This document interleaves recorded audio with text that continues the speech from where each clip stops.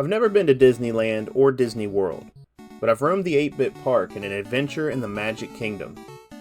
This game released in 1990 for the Nintendo Entertainment System. Something video games were well known for back in the day were their box art. Even going back to the Atari 2600, what you've seen on the front of the box most likely set you up for some type of disappointment. But not always.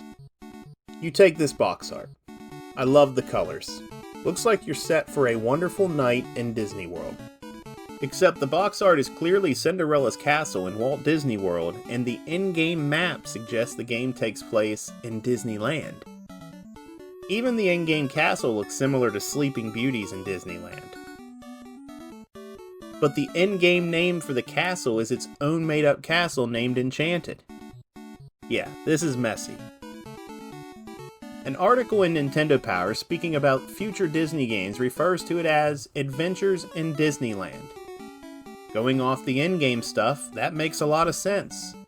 So why eventually change the name of the game, but not change the in-game stuff? This bothers me more than it should. But anyway, we start off with Mickey, Donald, and Goofy preparing to start the big parade. But somehow they put someone with the name of Goofy in charge of the golden key that unlocks the gate. Goofy says he must have left it in the castle, but you need 6 keys to even open the castle. And he lost those too. Mickey Mouse then turns to you and asks you for help in finding the 6 keys around the park. You don't have to do anything in order, but I always played this game by first roaming the park and getting the trivia out of the way. So once you take control, walk around until you find other guests who will ask you questions, and by answering you get closer to that first silver key. For some of these, you really gotta know your Disney. What is Cinderella's last name? Marlborough? Tremaine? I took a wild guess and I got it. How about what was the first Academy Award-winning cartoon? A. Steamboat... No. That's supposed to be Steamboat Willie, not Steamboat. But hey, we know how NES text can be sometimes. The other options, B. Three Little Pigs, or C. Flowers and Trees. It's Flowers and Trees. I've never heard of it. Thank the good Lord for Google. Without Google, how would I have known the year that Mickey Mouse's newspaper comic strip began? As you keep answering these questions, they keep moving the goalpost. So Pluto had the key. You find Pluto, answer a question, he runs off scared. Once you find him again, you have to answer 2 more questions this time. These people aren't so sure that you're really Mickey's friend. This is like Secret Service for the mouse. Finally, silver key number 1 is yours. There is an in-game menu. Let's check it out. You can see to the left your character has 3 lives. You fail the upcoming attractions 3 times and it's game over. Lucky for us, there are unlimited continues. Mickey Mouse, for whatever reason, is telling us to fight. Fight! I don't know. I'm still puzzled on that.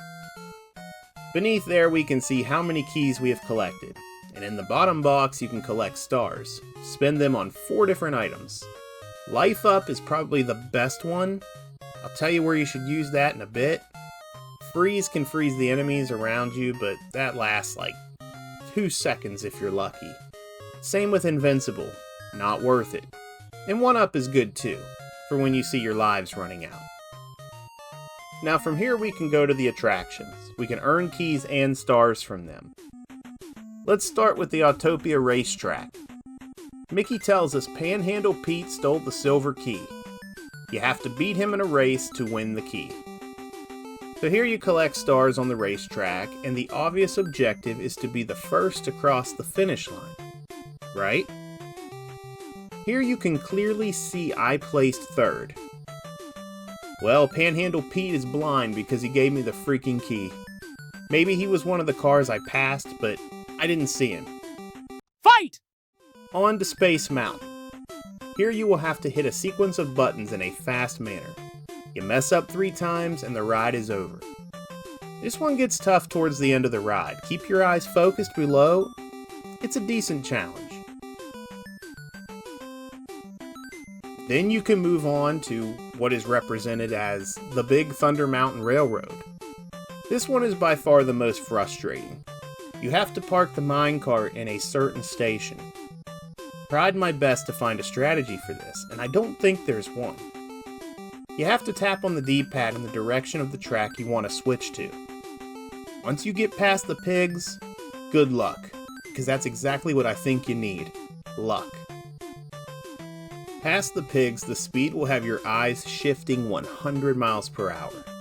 You can slow the cart down a tad by pressing down on the D-pad, but beyond this point, it just gets crazy. There's boulders and arm gates that can take away your hearts. You have 3 hearts. You get hit for a 3rd time, and Mickey Mouse loses all his faith in you.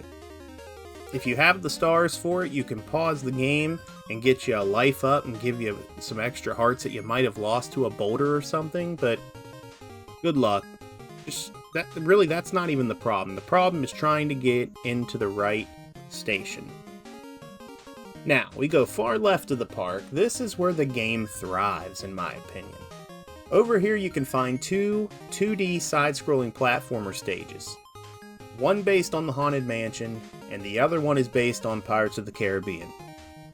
In the pirate stage, you must rescue 6 villagers and avoid the pirates who are throwing barrels and shooting cannons at your face. Remember, 3 hits, and back to the beginning. So use the stars in the menu to replenish some health. In the Haunted Mansion, Mickey tells you there are 999 ghosts in this house, and they're always looking for number 1000. Creepy. Fight! You can collect candles to launch at the ghosts, but out of the 2 side-scrollers, I think this is the most challenging. The platforming here isn't perfect. The part where you're flying on the chairs while the library books have a personal vendetta with you, it's rough. Fall off any of the platforms and it's back to the beginning. Not to mention, you're losing lives every time you have to restart one of these. Like I said, not perfect, but this is fun. Okay, finally, you have all 6 keys and it's time for the big parade. Head to the gate at the Magic Kingdom. Here you speak with Mickey, Donald, and him. They are thankful for all your help. Mickey says he better go open the gate. The marching band has been waiting. Very nice. Let's sit back, not think about that stupid minecart ride, and enjoy a Disney-sized parade. You're kidding me.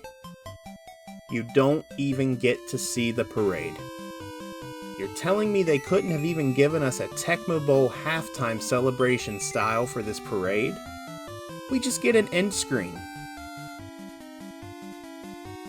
Even with that disappointing ending, honestly, it's not a bad game.